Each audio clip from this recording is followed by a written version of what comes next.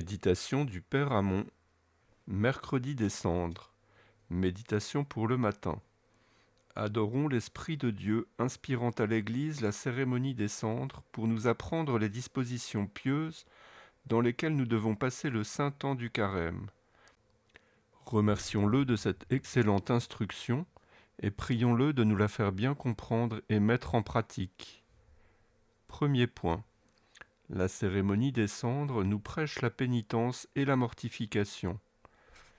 Dès les temps les plus anciens, la cendre, imposée sur la tête, a été un emblème de pénitence et de douleur.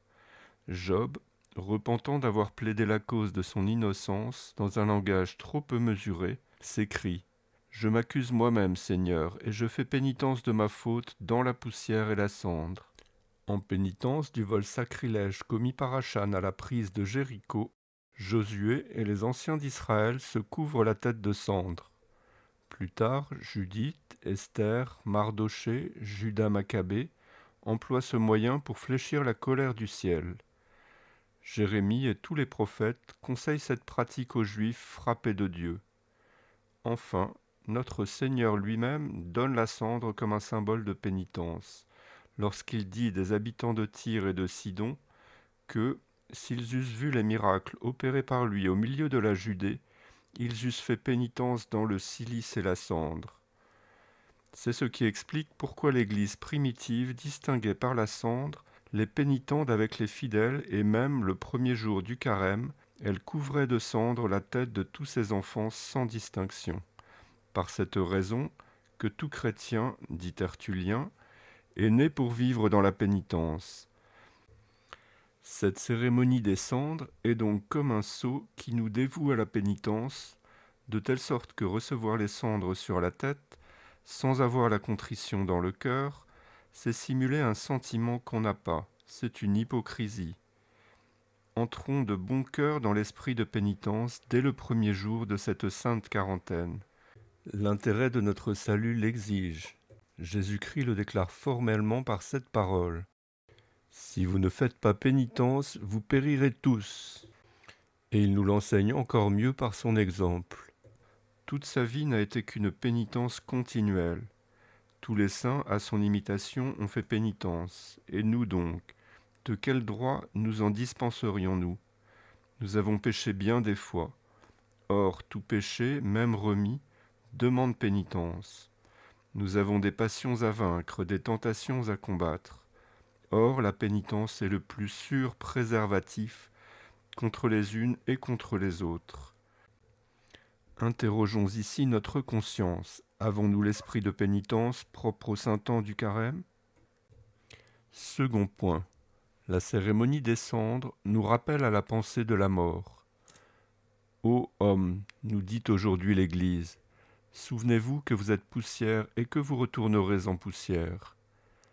Le chrétien qui vient entendre cette parole au pied de l'autel se présente donc là comme une victime qui, soumise à l'arrêt porté contre elle, vient s'offrir pour être, quand il plaira au souverain arbitre de la vie et de la mort, réduit en cendres et sacrifié à sa gloire. Par cet acte, il semble dire à Dieu, « Seigneur, je viens accomplir en esprit ce que vous achèverez bientôt en effet. Vous avez résolu, en punition de mon péché, de me réduire un jour en cendres. J'en viens moi-même faire l'essai dès aujourd'hui. Je préviens l'arrêt de votre justice et je l'exécute déjà. » L'Église, en nous faisant commencer la sainte quarantaine par cette acceptation solennelle de la mort, par le grand sacrifice de tout ce que nous avons et de tout ce que nous sommes, nous donne à entendre qu'elle regarde la pensée de la mort comme la plus propre à nous faire passer le carême saintement, c'est-à-dire dans la fuite du mal, la pratique de la pénitence et de toutes les vertus.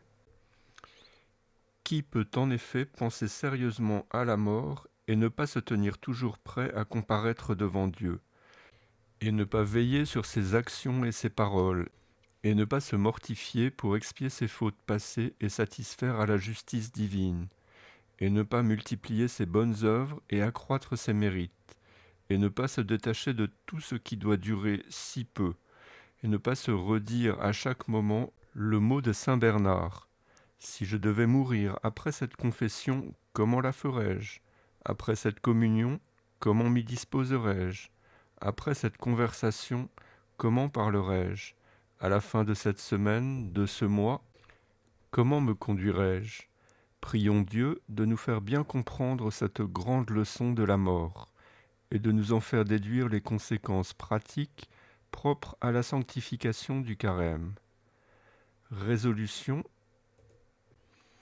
Nous prendrons maintenant la résolution, premièrement, d'embrasser de bon cœur les mortifications propres à ce saint temps, le jeûne et l'abstinence, avec toutes les croix de providence qui se rencontreront. Deuxièmement, de nous exciter à bien faire toutes choses par le mot de saint Bernard qui nous servira de bouquet spirituel. Si vous deviez mourir aujourd'hui, feriez-vous ceci ou cela?